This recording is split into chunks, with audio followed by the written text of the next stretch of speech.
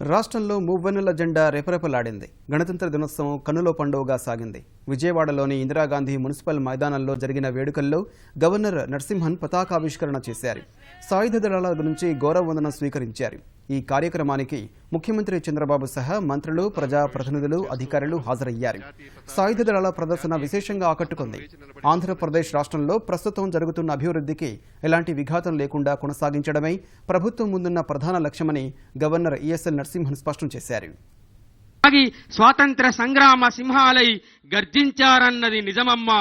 పరవళ్లు త్రొక్కే కృష్ణమ్మ నవోషస్సులు సాదరంగా. Right are the personnel from Central Reserve Police, Junior Under Officer.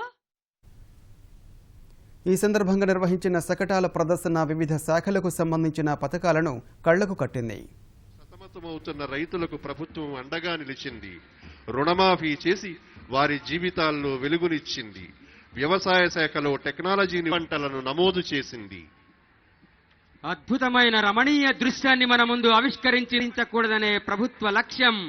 ఈ లక్ష్యంతో పనిచేస్తున్న పౌర సరఫరాల శకటం కాటా యంత్రాలు పనిచేస్తూ ఉన్నాయి. అదిగో అధునాతన పద్ధతులు, అత్యుత్తమ సేవలు. ఇంధన శాఖ శకటం వేదిక ముందుకు తరలి వస్తున్నది.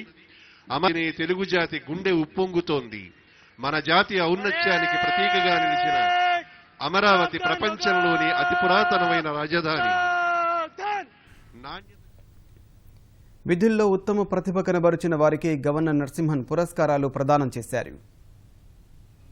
In the unarmed category, second prize is awarded to NCC Boys. Junior Under Officer K. Simhachalam Naidu shall receive the prize on behalf of the contingent. ఈనాటి గణతంత్ర దినోత్సవం. The first prize, NCC Girls. The national category is being received by the 3rd Battalion, Andhra Pradesh Special Police, Kakinada. Telugu మాటలతో ప్రారంభమైన governor ప్రసంగం రాష్ట్రాభివృద్ధిని వివరిస్తూ లక్ష్యాలను నిర్దేశిస్తూ సాగింది. 2022 నాటికి దేశంలోని మొదటి 3 రాష్ట్రాల్లోనూ ఒకటిగాను, 2029 నాటికి పెట్టుబడుల కేంద్రంగాను, 2050 నాటికి ప్రపంచంలో అగ్రస్థానంలో ఆంధ్రప్రదేశ్ ఉండాలని పెట్టుకున్న లక్ష్యం నెరవేరాలని గవర్నర్ ఆకాంక్షించారు. పట్టిసీమ ద్వారా ఏడాది 56 టీఎంసీల నీటిని కృష్ణా డెల్టాకు మళ్లించడం ద్వారా ఖరీఫ్లో 10.65 లక్షల ఎకరాల పంటను కాపాడిన విషయాన్ని గవర్నర్ ప్రస్తావించారు. ఈ ఏడాది జూన్ నాటికి రాష్ట్రంలో 100% ఎల్పీజీ కనెక్షన్లు అందజేస్తామని ప్రకటించారు. సమర్థ జల నిర్వహణ, వ్యవసాయ అనుబంధ రంగాలకు ప్రభుత్వం ఇస్తున్న ప్రాధాన్యతను వివరించారు. కుటుంబ వికాసం అండ్ సమాజ వికాసం programs will go a long way in accomplishing the vision targets and in setting global benchmarks for realizing our objective of making Andhra Pradesh a happy, healthy, prosperous, inclusive and globally competitive society. We have launched a special campaign in the entire state for enhancing digital financial literacy and for encouraging cashless transactions. My government is focusing on completion of Polavaram project by 2019.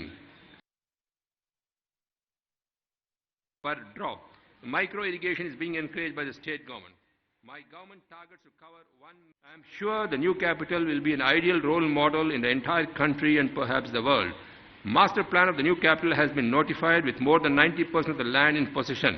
The infrastructure plan is completed and tendering work for major roads and underground cabling for EST lines is in progress. Ee Rashtram Meedi Nadi Annedi Kadu. Ee Rashtram Manadi అని అదే ఒక లక్ష్యంగా పెట్టుకొని మనం ముందుకు పోవాలి. స్వర్ణ ఆంధ్రప్రదేశ్ సాధనం కోసం అనుక్షణం శ్రమిద్దాం.